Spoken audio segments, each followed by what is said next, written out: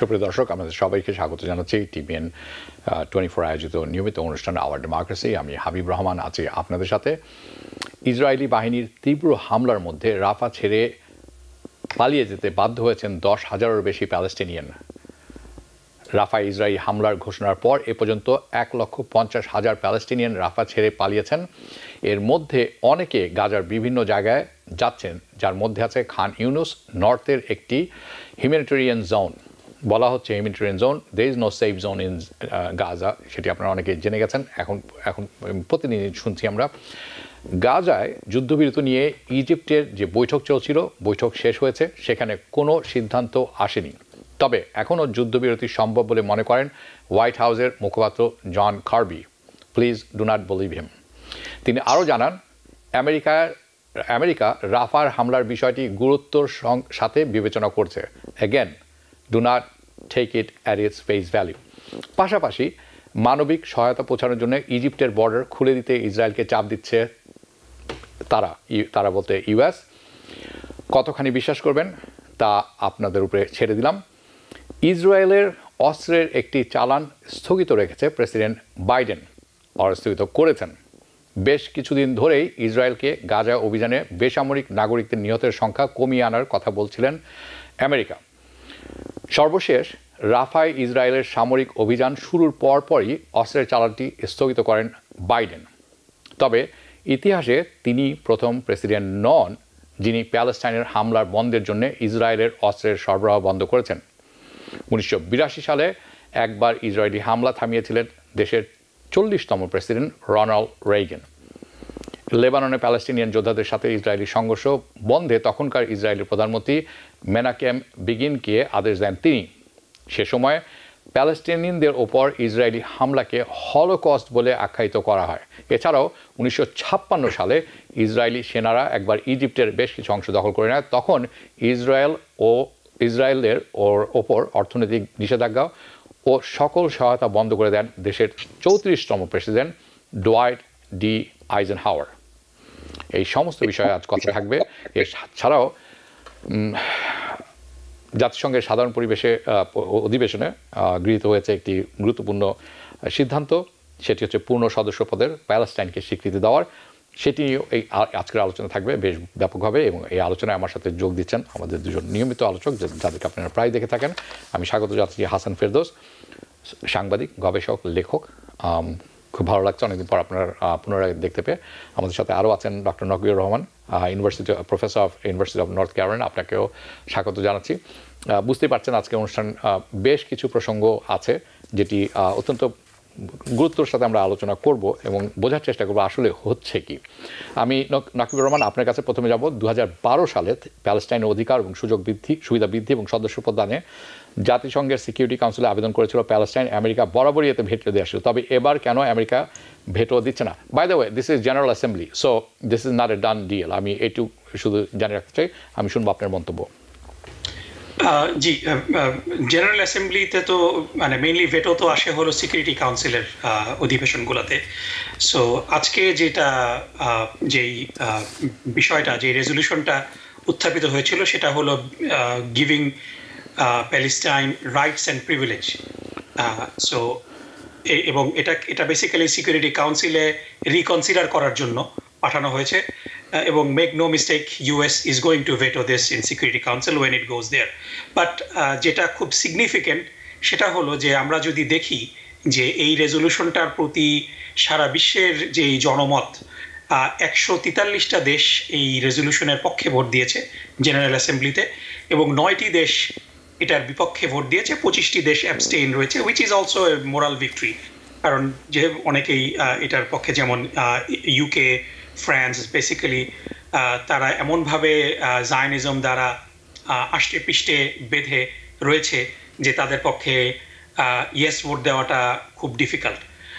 So আমরা যদি দেখি যে 9টি দেশ মানে বিপক্ষে ভোট দিয়েছে, অফকোর্স ইউজুয়াল সাসপেক্ট ইসরায়েল তো বিপক্ষে ভোট দিবেই, এবং আর্জেন্টিনা হলো অনলি নোন কান্ট্রি। এবং বাকি যে দেশগুলা আছে সেই দেশগুলার নাম হয়তো আমরা অনেকেই জানি না। Micronesia, Nauru, Palau, Papua New Guinea, Hungary. So এই দেশগুলা basically these are obscure. Nauru is basically একটা দেশ যেটা মানে দৈর্ঘ্য প্রস্থ হলো ফিউ মাইলস। সো এইরকম অবস্কিউর কান্ট্রিগুলা আমেরিকার সহযোগী। So that tells you a big gives you a big message যে বিশ্বের জনমত এখন ইসরায়েলের বিপক্ষে। এবং এই রেজলিউশনটা ডেফিনেটলি যখন সিকিউরিটি কাউন্সিলে যাবে, মোস্ট প্রবাবলি এগেন আমি আশা করি আমাদের foreign policy will be different. কিন্তু এখানে যেহেতু তারা ভোট বিপক্ষে দিয়েছে, এখানে যদি তারা অ্যাবস্টেইন করতো তাহলে একটা মৃদু আশাও থাকতো যে সিকিউরিটি কাউন্সিলে এটা রেফার করার পরে সেখানে যখন ভোট অনুষ্ঠিত হবে তখন তারা হয়তো অ্যাবস্টেইন করতে পারে, যেটা ইসরায়েলের সেই গণহত্যার বিরুদ্ধে যেই সিকিউরিটি কাউন্সিল রেজলিউশনটা হয়েছিল সেখানে যেরকম অ্যাবস্টেইন করেছিল ইউএস, সেরকম কোনো কিছু আমরা মনে হয় না আশা করতে পারি এই মুহূর্তে। আপনাকে অসংখ্য ধন্যবাদ। আপনি একটি গুরুত্বপূর্ণ কথা বলেছেন, যেটি অনেকদিন পরে আমার একটি কথা মনে পড়ে গেল। আপনি বলেছেন যে আমরা আশা করতেই পারি। আমরা তো আশা করছি অনেকদিন ধরেই, বিশ্ব আশা করছে। কিন্তু বাংলায় একটি প্রবাদ আছে যে সংসার সাগরে তরঙ্গের মেলা, আশা তার একমাত্র ভেলা। এটা কতখানি সত্য এই ক্ষেত্রে সেটি কিন্তু খুব কঠিন ব্যাপার। যারা গাজায় নিহত হচ্ছেন প্রতিদিন, তাদের জন্য কতখানি কঠিন সেটা আমাদের পক্ষে বোঝা মুশকিল। কিন্তু বিশ্বব্যাপী আপনি এটির কথা বলেছেন যে আমেরিকান ফরেন পলিসি তাদেরকে এমন একটি পন্থায় নিয়ে, এমন একটি জায়গায় নিয়ে এসেছে যে দে আর স্ট্যান্ডিং অ্যালোন। অ্যান্ড ইসরায়েল, এই প্রসঙ্গে আমি আসবো, দুজনের সাথে আলাপ করব। ইসরায়েল বলেছেন উইথ অর উইদাউট আমেরিকা আমরা আমাদের মতো যুদ্ধ চালিয়ে যাব। এটি আমার কথা নয়, বেঞ্জামিন নেতানিয়াহু তার কথা। আমি হাসান ফেরদৌস আপনার কাছে যাব। আমি এই জায়গা থেকে একটু সরে এসে একটু ভিন্ন জায়গায় যাব। গাজা নিয়ে চলমান যে পরিস্থিতি তৈরি হয়েছে, এটি তো 7 মাসের মতো চলছে। এর বেশ কিছুদিন আগে থেকে আমরা দেখছি যে স্টুডেন্ট প্রটেস্ট চলছে। প্রথমে আমেরিকাতে শুরু হলো, এখন এটি বিশ্বের বিভিন্ন জায়গায় ছড়িয়ে পড়েছে। আমরা গতকালকে দেখলাম আয়ারল্যান্ডে যে সেখানকার বিশ্ববিদ্যালয়, একটি বিশ্ববিদ্যালয়, তারা বলেছেন যে তারা দে উইল ডাইভার্স, তারা যে অর্থায়ন করা হয় ইসরায়েলকে, এটির মাধ্যমে যে তারা গণহত্যা চালিয়ে যাচ্ছেন সেখান থেকে তারা সরে আসবেন। এবং আরেকটি প্রস্তাব ছিল, সেটা আমার এই মুহূর্তে মনে পড়ছে না। এই দুটি প্রস্তাব দেওয়ার কারণে তারা সেখানে বন্ধ করেছেন। স্টুডেন্টদের দাবি মেনে নেওয়ার কারণে এই প্রোটেস্ট স্টুডেন্টরাও বন্ধ করেছেন। এটি যেমন একটি ব্যাপার, খুব লক্ষণীয় একটি ব্যাপার। আমরা জানি আজ নিউ ইয়র্কেও, পেনসিলভেনিয়াতে ভায়োলেন্টলি স্টুডেন্টদের আক্রমণ করা হয়েছে। নিউ ইয়র্কেও সেই কাজটি করা হয়েছে। কিন্তু স্টুডেন্ট প্রোটেস্ট কিন্তু চলছে এবং এটা ছড়িয়ে পড়ছে চারিদিকে। তা সত্ত্বেও ব্রাউন ইউনিভার্সিটির একটি ঘটনা, যেটি আমি শুনবো আপনার কাছে, এবং নর্থ ইস্টার্ন, এই দুটির যে তারা কর্তৃপক্ষ মেনে নিয়েছেন ছাত্রদের দাবি, সেটি কেন, কতখানি যৌক্তিক, এবং কলম্বিয়া ইউনিভার্সিটি তাদের যে অ্যাপ্রোচ, এই অ্যাপ্রোচটি কতখানি ভুল, কেন ভুল, এবং কেন তারা স্টুডেন্টদের সাথে আলোচনায় গেল না, তাদেরকে রাবার বুলেট মতো বর্বরতার হামলার সম্মুখীন হতে হলো। এটি আসলে কি, এটি একটু ভেঙে যদি আমাদেরকে বলেন। ধন্যবাদ হাবিব ভাই, রাকিব ভাই, অনেক ধন্যবাদ। আপনাকে বহুদিন পরে দেখতে পাচ্ছি, শুভেচ্ছা। একটা জিনিস খুব স্পষ্ট, তা হচ্ছে যে আমেরিকার জুইশ লবি অত্যন্ত শক্ত, বিশেষ করে মার্কিন কংগ্রেসে। আপনারা জানেন এর আগে মার্কিন কংগ্রেসের শুনানির কারণে এই একই প্রশ্নের শুনানি হয়েছে মার্কিন কংগ্রেসে, বিশেষ করে হাউস অফ রিপ্রেজেন্টেটিভে, যেখানে শুনানির পর দুটি ইউনিভার্সিটি প্রেসিডেন্টকে পদত্যাগ করতে হয়েছে। অভিযোগটা কি? যে তোমরা অ্যান্টিসেমিটিজম, ইহুদি বিদ্বেষ থামাতে ব্যর্থ হয়েছে। দুইটি ইউনিভার্সিটির প্রেসিডেন্ট চাকরি হারিয়েছে। এই ঘটনাটা কিন্তু চোখে পড়েছে 2 সপ্তাহ আগে, যেই 3জন ইউনিভার্সিটি অধ্যাপক, প্রেসিডেন্ট ইনক্লুডিং আমাদের কলম্বিয়া ইউনিভার্সিটির প্রেসিডেন্ট, শুনানিতে হাজির হয়েছেন কংগ্রেসে। এই মহিলা মিনুর শাফিক, তিনি আগে থেকে তৈরি হয়ে গেছেন, তিনি ওই ভুলটা করবেন না যে ভুলটা আগের প্রেসিডেন্টরা করেছিল। কেমন? ইউপেন এবং হার্ভার্ডের ভুলটা কি? যে তারা বলছে যে ক্যাম্পাসে ফার্স্ট অ্যামেন্ডমেন্ট রাইটটাকে প্রোটেক্ট করতে হবে। ছাত্রদের বিক্ষোভ করার, প্রতিবাদ করার অধিকার আছে। Because people sneeze. Because not everyone washes their hands. Because kids touch a lot of things. Set a date to get your COVID shot and RSV if eligible. Because if you're wondering, should I get my COVID shot? Think about other people. Learn more at nj.gov/health/vaccines.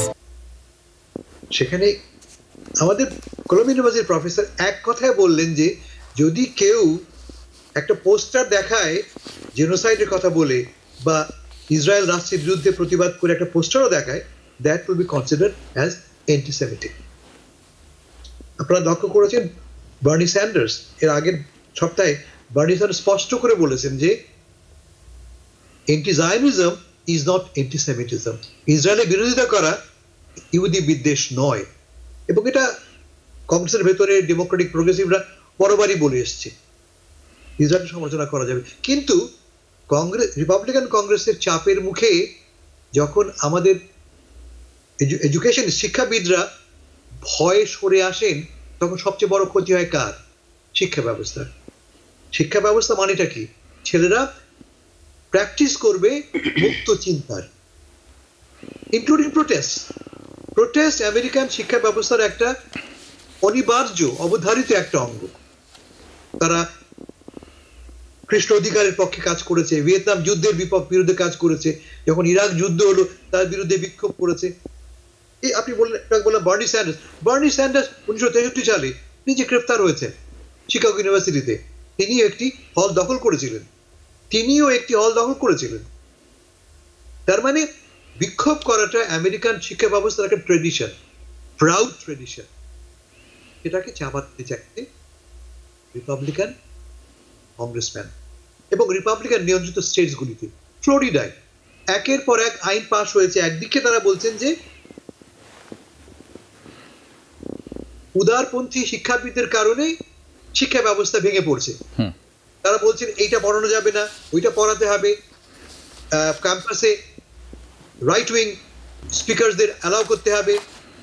একদিকে তারা right wing স্পিকারদের অধিকার দাবি করছেন, অন্যদিকে তারা progressive right উইংকে cancel করছেন। এটা আসলে রিয়েলি আসলে এটা একটা ক্যান্সেল কালচারের একটা এক্সটেনশন।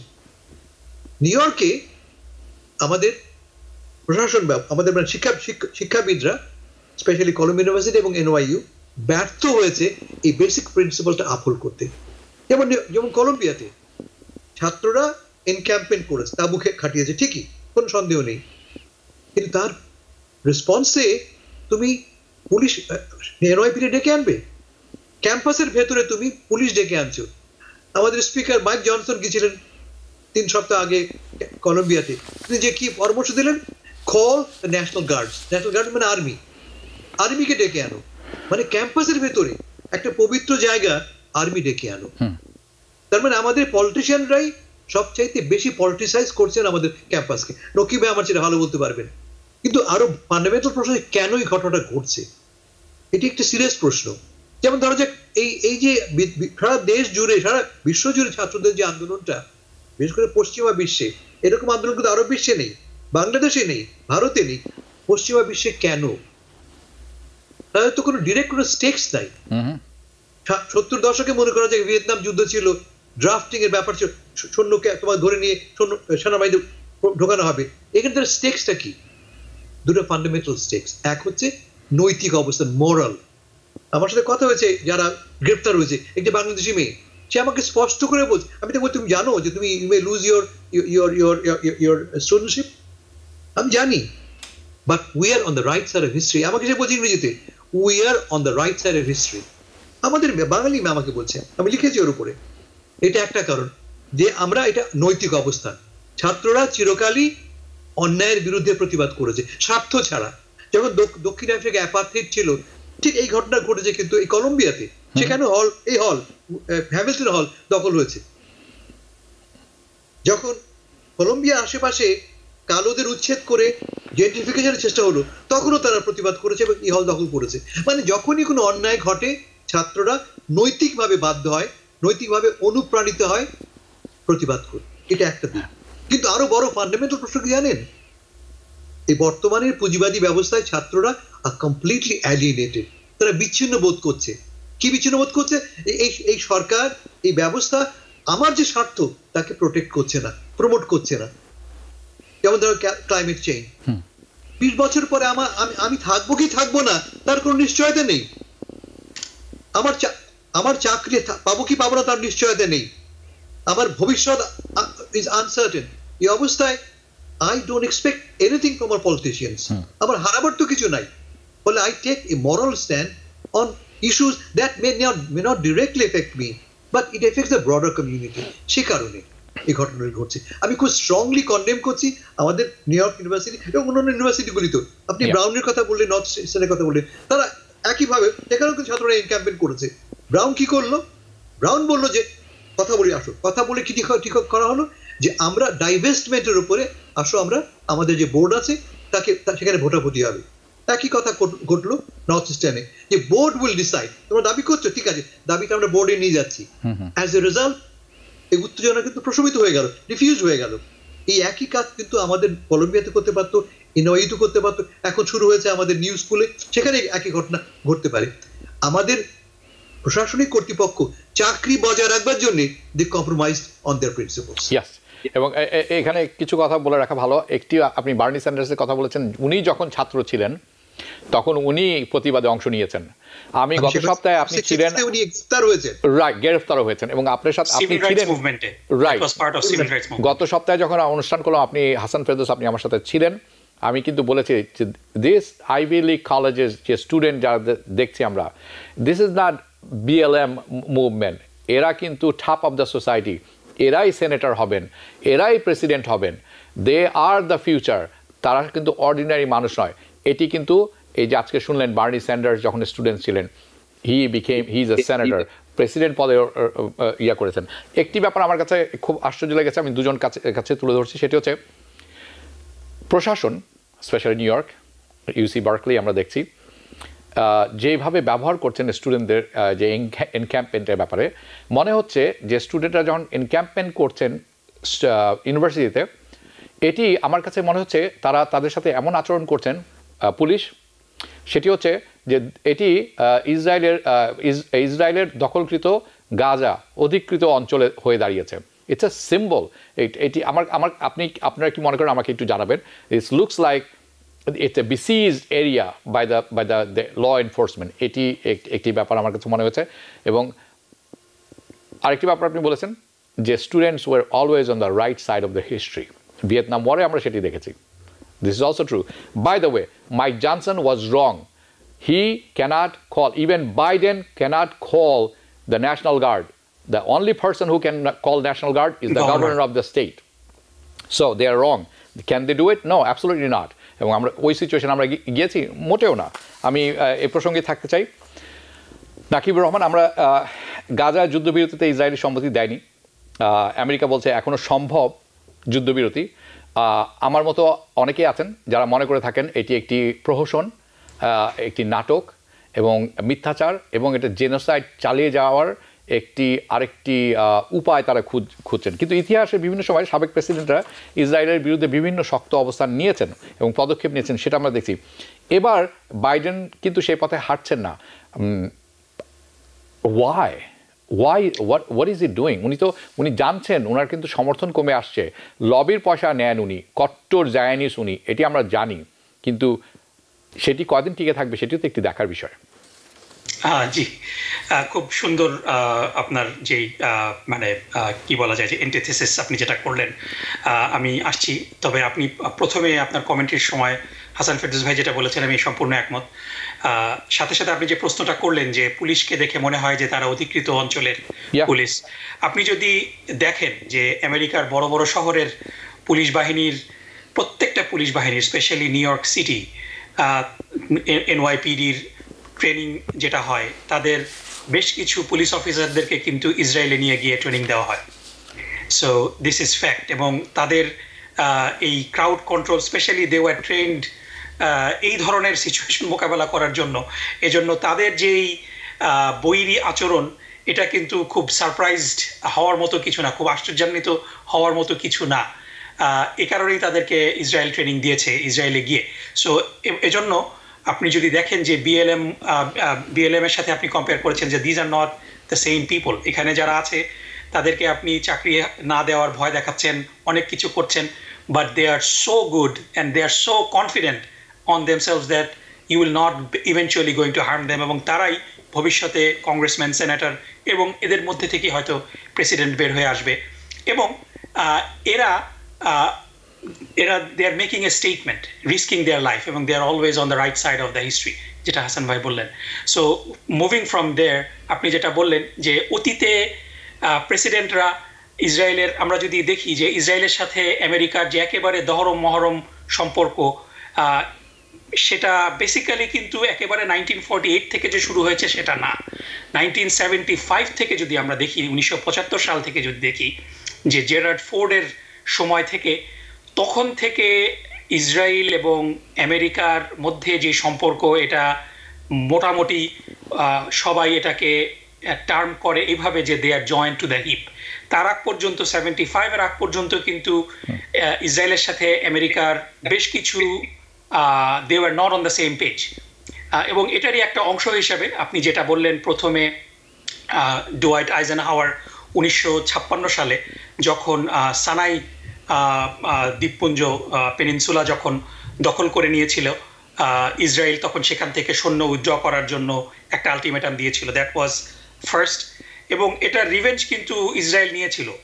আপনারা যদি দেখেন যে 68 সালে ইউএস একটা যুদ্ধজাহাজে, আমেরিকার যুদ্ধজাহাজের উপরে, সেটাই ছিল সবচেয়ে বড় হামলা, এবং তারা ইজিপ্টকে দায়ী করার চেষ্টা করেছিল, এবং পরবর্তীতে যখন এটা প্রকাশ পেয়ে যায় যে এটা deliberate attack, they simply apologized as a mistake. So this is how vicious Israel is. এবং পরবর্তীতে আমরা যদি দেখি যে আপনার 1982 সালে লেবানন যুদ্ধের সময় সেখানে একজন আমেরিকান ব্যক্তি, তিনি পিস নেগোশিয়েট করছিলেন আমেরিকান স্পেশাল এনভয় হিসাবে, এবং তার সাথে হাবিব ভাই আপনার নামের মিল আছে, ফিলিপ সি হাবিব, তিনি এটা নেগোশিয়েট করছিলেন, এবং তার রিকমেন্ডেশন অনুযায়ী তখন আমেরিকার প্রেসিডেন্ট ছিলেন রোনাল্ড রেগান, এবং তিনি মেনেহেম বেগিন তাকে প্রিটি মাচ একটা আলটিমেটাম দিয়েছিলেন, যে মানে তিনি প্রচণ্ডভাবে আপসেট ছিলেন যে, এবং তিনি সেই সময় লেবাননের যেই অধিবাসীরা এই যুদ্ধের মধ্যে, এবং তখন আমরা যদি কম্পেয়ার করি যে প্রায় 12,000-এর মতো লোক সে সময় সাফার করছিল, নিহতের সংখ্যা আরও কম, সেটাকে তিনি হলোকাস্টের সাথে মিস্টার রেগান কম্পেয়ার করেছেন। সেটার সাথে যদি আমরা আজকের সিচুয়েশনটাকে আমরা কম্পেয়ার করি, যে প্রায় ক্লোজ টু 150,000 মানুষ গত কয়েকদিনে রাফা থেকে মুভ করছে, এবং there will be a serious catastrophe সেটা যদি হয়। সো আপনি যে কোয়েশ্চেনটা করেছিলেন, that is a very fundamental question, যে কেন বাইডেন একজন ডাই হার্ড জায়নিস্ট খ্রিস্টিয়ান হিসেবে নিজেকে বিভিন্ন সময় বলেছেন, এবং basically he was made by AIPAC এবং জায়নিস্ট লবি। সো তিনি কেন এখন এই ধরনের হুমকি দিলেন? এবং এটা অনেকেই বলছে যে ইটস এ আই ওয়াশ, ছোট্ট একটা শিপমেন্ট বন্ধ করা হয়েছে, but at the same time হয়তো ভবিষ্যতে ইসরায়েলকে তিনি আবার নমনীয় হবেন, এই ধরনের কথা বলছেন। বাট আমি একজন অপটিমিস্টিক এবং শান্তিকামী মানুষ হিসেবে আই অ্যাপ্লড দিস মুভ, যে একেবারে মানে কি বলা যায়, যে পানিতে ডুবে যাওয়া মানুষ যেরকম ইভেন একটা ছোট খড়কুটো দেখলে ধরে ফেলতে চেষ্টা করে, এরকম একটা খড়কুটে ধরার মতো। এবং ইট হ্যাজ সাম রিজন। আমরা যদি পোলগুলা দেখি, যে এরকম একজন অপরাধী, আমরা গত কয়েকদিন ধরে হাসমানি ট্রায়াল যেটা দেখলাম, যে এরকম একটা অনৈতিক ব্যক্তি যাকে মানে টাচ করার মতো না, ডোনাল্ড ট্রাম্পের মতো একজন অকার্যকর, একজন অনৈতিক, মানে you can name any adjective, সবগুলাই ডোনাল্ড ট্রাম্প, এরকম একজন প্রার্থীর বিরুদ্ধে it would be a walk over অন্য কোনো ক্যান্ডিডেট। সেখানে জো বাইডেন নিশ্চিত হারের মুখে, এবং এটার মূল কারণ হলো যে সুইং স্টেটগুলোতে শুধু মুসলিম না, যারা প্রোগ্রেসিভ, যারা শান্তিকামী, স্পেশালি জেন জি কলেজ ক্যাম্পাসগুলোর যারা নেতৃত্ব দিচ্ছে, তারা জো বাইডেনের উপরে ক্ষুব্ধ। সো এই জেস্চারের মাধ্যমে জো বাইডেন সম্ভবত তার ইলেকশনটাকে সেলভেজ করার একটা চেষ্টা করছেন, যদি তিনি এটা করে থাকেন তাহলে ভালো, কিন্তু মেক নো মিস্টেক, এই থ্রেটে জো বাইডেনের এই হুমকি কিন্তু কার্যকর হচ্ছে না, কারণ আমরা দেখছি যে রাফার দিকে অগ্রসর হচ্ছে ইসরায়েল, এবং ইসরায়েল ইজ গ্যাম্বলিং, এবং এই গ্যাম্বলিং এর কারণ হলো আমরা যদি দেখি যে 12 জন রিপাবলিকান সেনেটর আইসিসির চিফ প্রসিকিউটর এবং জাজদেরকে যেরকম ভাবে হুমকি দিয়েছেন তাদের পরিবারকে ক্ষতি করার জন্য, যদি কোনো সিভিলাইজ দেশে এই ধরনের চিঠি কোনো ল মেকাররা নিতেন তাহলে কিন্তু তাদেরকে ইমপিচ করার একটা দাবি উঠতো। So that's how powerful Israeli lobby is, এবং সেটাই তারা বেসিক্যালি গ্যাম্বলিং করার চেষ্টা করছে যে they will be probably able to win over Joe Biden. So that will be very big disaster for that will seal the deal for Joe Biden's electoral campaign যদি তিনি এই সিজ ফায়ারটাকে ব্রোকার করতে ব্যর্থ হন। ব্যর্থ তো হবেনি, এটি আসবে সে প্রসঙ্গে। আমি জানি আপনাকে ছেড়ে দিতে হবে, কিন্তু ছেড়ে দেওয়ার আগে একটি কথা বলে রাখা ভালো। এই যে ট্রাম্পের কথা বললেন, ট্রাম্প হচ্ছে দ্য ডিকেইং আমেরিকান ডেমোক্রেটিক ভ্যালিউর সিম্বল, দ্যাটস ওয়ান। আর আমেরিকা যেটি করছে, স্পেশালি দ্য সেনেটর যে হুমকি ধমকি দিচ্ছে আইসিসির, তারা যদি ওয়ার ক্রাইমে কনভিক্ট করে, বা কী নাম তার, বেঞ্জামিন নেতানিয়াহু, তাকে, তাহলে তাদেরকে যে হুমকি দিচ্ছেন, it just shows you the symbol of American liberty, which is the Statue of Liberty. এই যে গাউন পরে দাঁড়িয়ে আছে, আমার কাছে মনে হচ্ছে তার গায়ে আর গাউনটি নেই, সে নগ্ন দাঁড়িয়ে আছে। This is the symbol, this is what's happening. আমি জানি আপনাকে ছেড়ে দিতে হবে, আপনাকে অসংখ্য ধন্যবাদ, আপনি ভালো থাকবেন, পরবর্তীতে আপনার সাথে দেখা হবে, ভালো থাকবেন আপনি।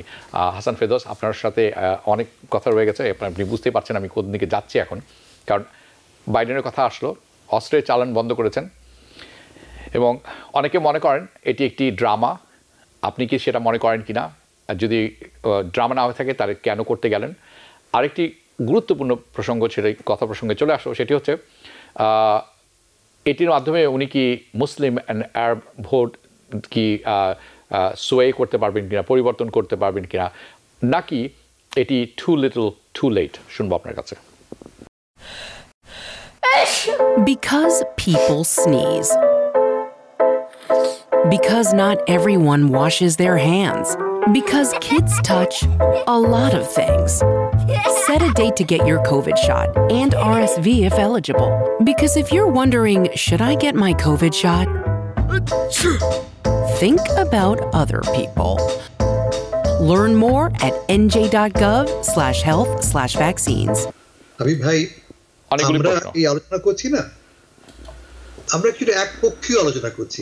আমরা আলোচনা করছি অ্যাজ ইফ আমরা হচ্ছে গিয়ে প্যালেস্টাইনের পক্ষে, আমরা এই অত্যাচার অন্যায়ের বিপক্ষে, আমরা এই মানবেতর জীবনের বিপক্ষে।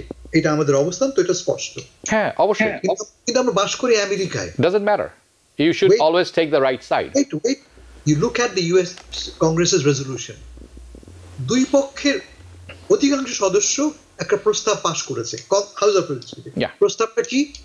যদি কেউ ইসরায়েলের বিপক্ষে কথা বলে, that will be considered anti-Semitic. প্রস্তাবগুলো হচ্ছে বাই পার্টিজান প্রস্তাব। একটু আগে আমরা বললাম আইসিসি বিরুদ্ধে চিঠি পাঠিয়েছে 12 জন সেনেটর। তার মানে আমেরিকান রাজনীতিতে দক্ষিণপন্থীদের অবস্থান অনেক শক্ত। অবশ্যই। আমাদের নিউ ইয়র্কের মেয়র সাহেব যে ভাষায় তিনি আক্রমণ করেন ছাত্রদেরকে, কিভাবে তিনি সার্ভাইভ করেন? তার কারণ আমেরিকান মেজরিটি এখনো সিগনিফিকেন্টলি ঢুকে আছে ডানের দিকে, ইসরায়েলের পক্ষে, কেবল ন্যায় নীতির পক্ষে নয়। ইসরায়েলের দিকে আছে কি করে? প্রতি বছর ইসরায়েলকে আমরা বিনা শর্তে অলমোস্ট $4 বিলিয়ন আমরা পাঠিয়ে থাকি। ইসরায়েলের আমদানি করা অস্ত্রের 90% আমাদের অস্ত্র।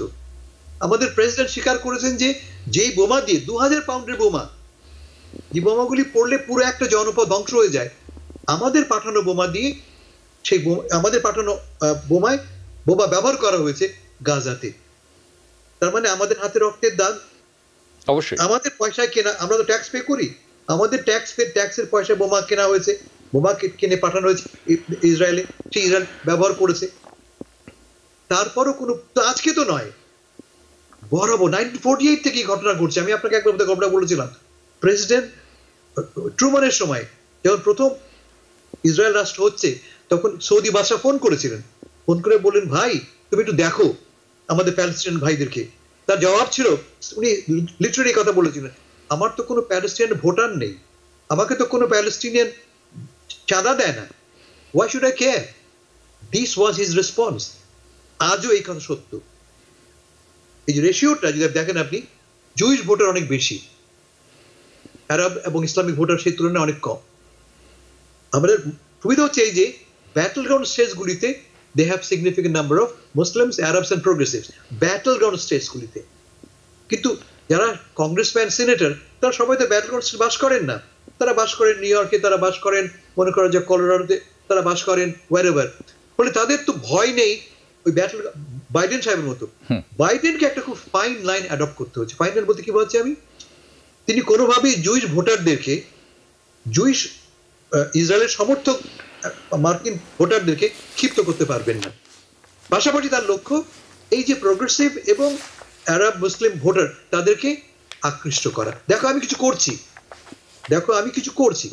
আপনারা তো মনে থাকতে পারে যে 7ই অক্টোবরের ঘটনার 2 সপ্তাহ পরে বাইডেন হোয়াইট হাউসে 5টি মুসলিম এবং আরব সংগঠনকে ডেকেছিলেন এবং সেখানে তিনি অ্যাপোলজাইজ চেয়েছিলেন যে তিনি যে ইসরায়েলে যে নেতানিয়াহুকে জড়িয়ে ধরে নিজেকে ইহুদি বলে ঘোষণা করেছিলেন, তার জন্য তিনি ক্ষমাও চেয়েছিলেন। অন্য কথায়, একদিকে তিনি চেষ্টা করছেন ইসরায়েলের পক্ষে থাকতে এবং এ ব্যাপারে কোনো সন্দেহ নাই America no matter what will stay with Israel. অন্যদিকে তিনি দেখাচ্ছেন, প্রজেক্ট করছেন যে না ভাই আমি আছি, আমিও চেষ্টা করছি থামাতে। ছোট্ট একটা এক্সাম্পল দিই আমি, আজকে যে ঘটনা ঘটেছে, স্টেট ডিপার্টমেন্ট নিয়ম হচ্ছে যে মার্কিন যুক্তরাষ্ট্রের অস্ত্র এবং অর্থ পাঠানোর আগে স্টেট ডিপার্টমেন্ট একটি রিপোর্ট পেশ করবে। তা দেখানো হবে যে আমাদের পাঠানো অস্ত্র কি আইন ভঙ্গ, কোনো বেআইনি কাজে ব্যবহৃত হচ্ছে কিনা। আজকে রিপোর্টে কি বলা হচ্ছে যে পসিবলি বা অথবা প্রবাবলি ইসরায়েল আন্তর্জাতিক আইন ভঙ্গ করেছে, কিন্তু এমন কোনো বড় ঘটনা ইনস্ট্যান্স তারা পায়নি যে কারণে অস্ত্র সাপ্লাই বন্ধ করতে হবে। Just think about it. আমাদের প্রেসিডেন্ট স্বীকার করছেন যে আমাদের অস্ত্রে মানুষ মারা যাচ্ছে। ইতিমধ্যে প্রায় 1.25 লক্ষ লোক হতাহত হয়েছে, লিটারালি নিহত এবং আহতের সংখ্যা 1.25 লক্ষ ছাড়িয়ে গেছে। আইসিসি বলছে জেনোসাইড হচ্ছে, আন্তর্জাতিক আদালত বলছে জেনোসাইড হচ্ছে, হিউম্যান রাইটস সংগঠনগুলি বলছে জেনোসাইড হচ্ছে। আর আমাদের স্টেট ডিপার্টমেন্ট কি বললো আজকে, কোনো ইনস্ট্যান্স পাওয়া যায়নি, স্পেসিফিক উদাহরণ পাওয়া যায়নি। উদাহরণ তোমার চাই, তুমি কত উদাহরণ তুমি চাও? একটু কথা বলো না তুমি আইসিসির সাথে, একটু কথা বলো না তুমি আইসিসির সাথে বা ইউএন এর সাথে, তুমি অসংখ্য এক্সাম্পল পেয়ে যাবে। মূল লক্ষ্য হচ্ছে একদিকে আমাদের খুশি করা, আমাদেরকে একটু আমাদের চোখে ধুলো দেওয়া, অন্যদিকে ইসরায়েলকে শক্তভাবে প্রোটেক্ট করা। That's what it is.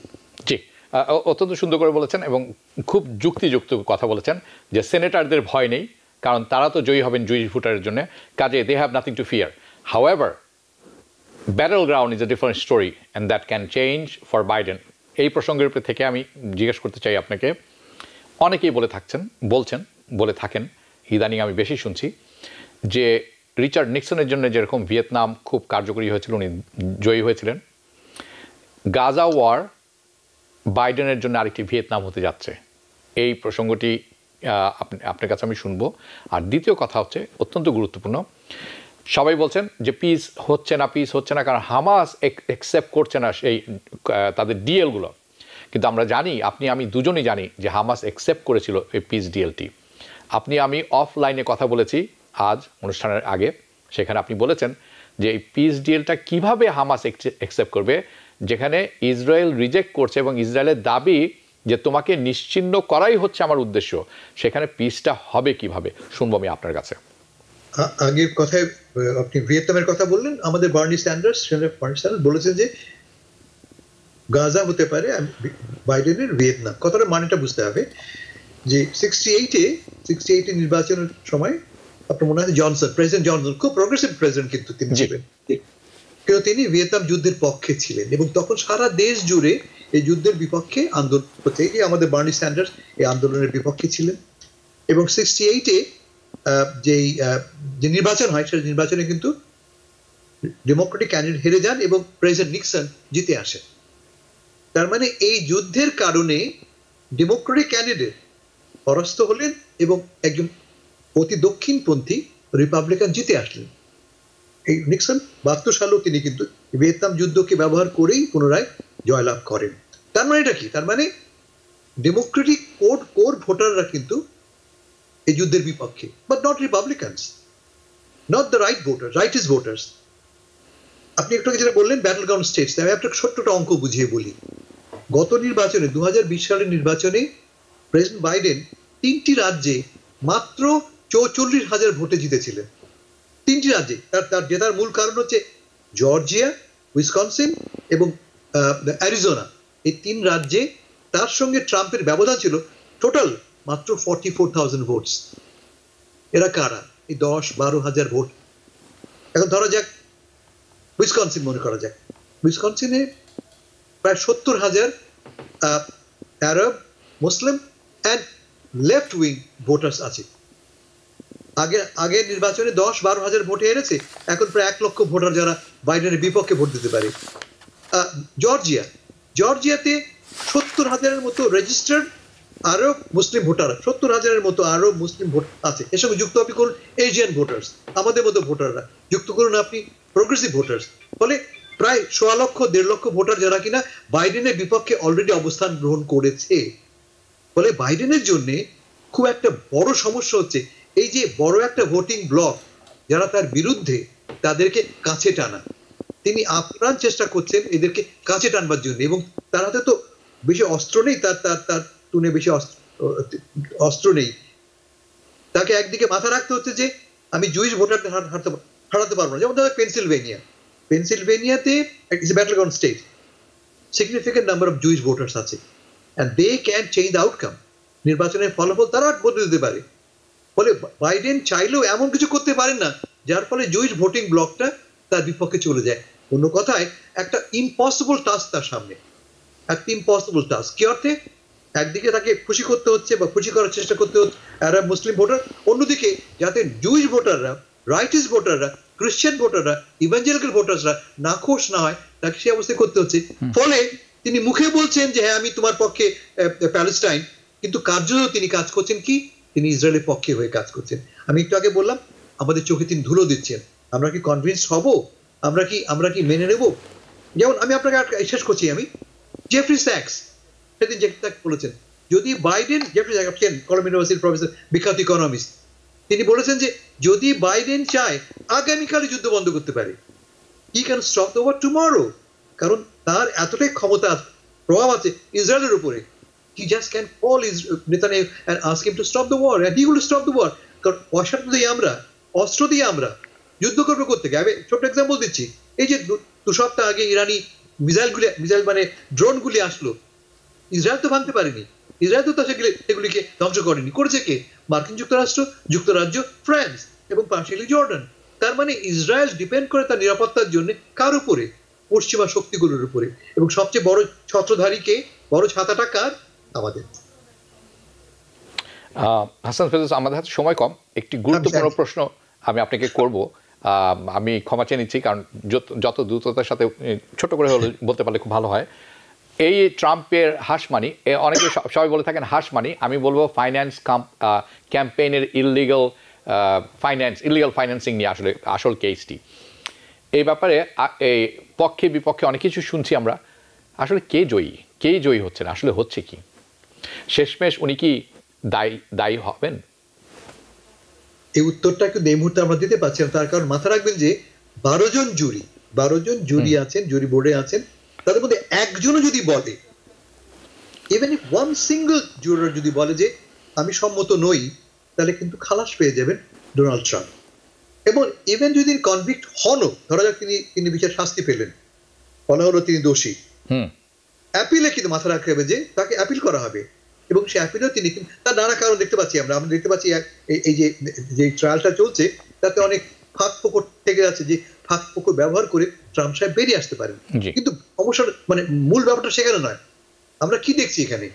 আমাদের চোখের সামনে এই লোকটি, আমাদের চোখের সামনে তার গায়ের থেকে একের পর এক কাপড় খুলে যাচ্ছে। He is losing all his clothes. একটি উলঙ্গ, একটি সম্পূর্ণ নগ্ন ব্যক্তি আমাদের সামনে বসে আছেন। কি শুনলাম আমরা এই স্টর্মি ড্যানিয়েলসের কাছ থেকে, যে লোকটি কিভাবে একজন পর্ন তারকার সঙ্গে যৌন সঙ্গম করছে, তিনি কিভাবে কন্ডোম ব্যবহার করেন কি করেন না, তিনি কি বক্সার পরে আছেন না শর্টস পরে আছেন, আলোচনা হচ্ছে এবং তার ছেলে বসে আছে সেখানে। আপনি জাস্ট ইমাজিন করুন। আমরা আরো কি শুনলাম, এটা কেউ আলোচনা করেনি। তিনি এক জায়গায় বলছেন স্টর্মি ড্যানিয়েলকে, তোমাকে দেখে আমার নিজের মেয়ের কথা মনে পড়ে। Can you imagine this? তিনি বলছেন তোমাকে দেখে আমার মেয়ের কথা মনে পড়ে, এবং সেই মেয়ের সঙ্গে তিনি সঙ্গম করছেন। কেমন মানুষ তিনি? কি করে এমন লোক, কি করে এমন একজন লোক যে কোনো রাষ্ট্রে প্রেসিডেন্ট কি করে হন? এই কথাগুলিকে শুনছে না তার স্ত্রী মিলানিয়া, তার কন্যা ইভাঙ্কা, তার বাকি 3 ছেলে শুনছে না, সারা দেশ শুনছে না, দেশের মেয়েরা শুনছে না। আমার ধারণা যে এই যদি তিনি এই বিচারে তিনি জিতেও যান, which is quite likely, তিনি হয়তো একজন জুরির অসম্মতির কারণে এই মামলা থেকে নিষ্কৃতি পাবেন। আমার ধারণা যে সাবারবান ভোটাররা, বিশেষ করে নারীরা, তাকে কখনোই এই দুশ্চরিত্র, এই অসৎ লম্পটের জন্য ভোট দেবে না। দেখা যাক কি হয়। এবং অনেকেই আপনার মতো আমিও আপনার সাথে একমত পোষণ করি যে কথাগুলো বের হয়ে এসেছে এটি উনি কিন্তু অ্যাভয়েড করতে পারতেন, কারণ উনি কিন্তু সত্যটা জানেন, কিন্তু he choose to not to do it, কারণ he is too bigger of a man to accept the defeat. কিন্তু তার খেসারত উনি দিচ্ছেন সবার সামনে উলঙ্গ হয়ে, যেটি আপনি কিছুক্ষণ আগে বললেন। হাসান ফেরদৌস, আপনার কাছ থেকে বিদায় নিতে হচ্ছে। আপনি ভালো থাকবেন, আপনার সাথে পরবর্তী অনুষ্ঠানে দেখা হবে। ভালো থাকবেন। জি, অনেক ধন্যবাদ আপনাকে। দর্শক, অনুষ্ঠানটি শেষ করার আগে আজকে আপনারা জানেন যে ব্যাপক সমর্থনের মধ্যে জাতিসংঘের পূর্ণ সদস্য দাবিদার হিসাবে প্যালেস্টাইনকে স্বীকৃতি দেয় সংস্থাটি। কিন্তু আমেরিকা গত 7 মাসে শুধুমাত্র সিজ ফায়ার রেজুলেশনে মাল্টিপল টাইমস তারা গত 7 মাসে এটি তারা ভেটো দিয়েছেন, এবং রোজার মাসে তারা প্রতি সপ্তাহে ভোটদান থেকে বিরত ছিলেন সিজ ফায়ারের ব্যাপারে ইন রমাদান। তার কারণ ছিল রিলেন্টলেস গ্লোবাল প্রেশার, বিশ্বব্যাপী যে প্রেশার ছিল তার কারণে, এবং অ্যান আউটরেজ কিসের জন্যে? The genocide Israel is committing, and the genocide is helped by the US money and power and arms. আপনারা সেটি জানেন। অ্যান্ড ইভেন তারা চেষ্টা করছিলেন, তারা প্রিটেন্ড করছিলেন, দেখাচ্ছিলেন যে তারা সিজ ফায়ার রেজলিউশনকে ব্যাকিং করেন। তারা বলছিলেন যে এটি যদি পাসও হয় ইউনাইটেড নেশনসে, it's not binding, even though obviously it is a binding thing. তারপর তারা ভেটো দিয়েছিলেন রেজলিউশনে গত মাসে ফর অ্যাডমিটিং, গত মাসের কথা, Palestine as a full membership, যেটি আজকে সাধারণ পরিষদে পাস হয়েছে in the United Nations. And they are likely to veto again. তারা এই যে নিরাপত্তা পরিষদে গেলে তারা পুনরায় ভেটো দিবেন বলে আমি মনে করি, এবং সেটি হতে যাচ্ছে। Even though we all know and we all accept that the General Assembly will vote to affirm the global consensus, বিশ্বব্যাপী যে কনসেনসাস সবাই এগ্রি করেন, সেটাই প্রতিফলন আমরা দেখতে পাই জেনারেল অ্যাসেম্বলিতে, that Palestine deserves not only full membership United Nation but full recognition, সম্পূর্ণ স্বীকৃতি প্রকার as a state, full recognition of a statehood. United States, America has denied the humanity, যে মানুষত্ব দরকার, the fundamental human rights of the Palestinian, decades, দশকের পর দশক থেকে তারা এটা ডিনাই করে আসছেন প্যালেস্টিনিয়ানদের, and they have instead best out upon Israel. এটি তারা দিচ্ছেন সব কিছু ইসরায়েলকে। কী কী দিয়ে আসছেন? দ্য রাইট টু স্টিল, ইসরায়েলের ক্ষমতা আছে এবং রাইট আছে, তারা চুরি করে যাবেন, তাদের ভূমি দখল করে যাবেন একের পর এক। Right to occupy their land, right to steal their property, the right to abuse, the right to torture, and the right to murder, the right to commit wholesale genocide. Yes, this is what US is doing and helping Israel to do. The United States, America, using the United Nationsকে অকার্যকর একটি প্রতিষ্ঠানে তৈরি করেছেন, ব্যবহার করে আসছেন United নেশনসকে as nothing more than an instrument of enforcing savage colonization in Palestinian, as a tool for racist, dehumanizing, violent invader of the indigenous people of Palestine. US completely, America সম্পূর্ণভাবে persistently, ক্রমাগতভাবে ব্যবহার করে আসছেন এই ভিটো পাওয়ার two enable, যার মাধ্যমে এই genocide commit করা সম্ভব হচ্ছে ইসরায়েলের পক্ষে, enable the genocide in Gaza, But now, even more pertain because America is making it even more clear, completely clear আমাদের কাছে, that anyone had any ambiguity, আমাদের যদি কোনো সন্দেহ কখনো থাকে about it, they are making it even more clear now. They feel about the Palestinian, how they feel about they are making it clear as they do not even regard the Palestinian as a full human being, the same right that guarantees the human rights by the United Nations Charter and by the United Nations Universal Declaration of Human Rights. They are saying that not only do the Palestinians not have the rights for life, safety, but they do not even have the right to exist. এই হচ্ছে আমেরিকার policy, the foreign policy. বিশ্ব তাকিয়ে দেখছেন এবং America একা দাঁড়িয়ে আছে বিশ্ব স্টেজে, একা হয়ে পড়ছে, অ্যান্ড শো ইজ ইসরায়েল। দেখব সামনে কি হয়। সবাই ভালো থাকবেন, শুভরাত্রি।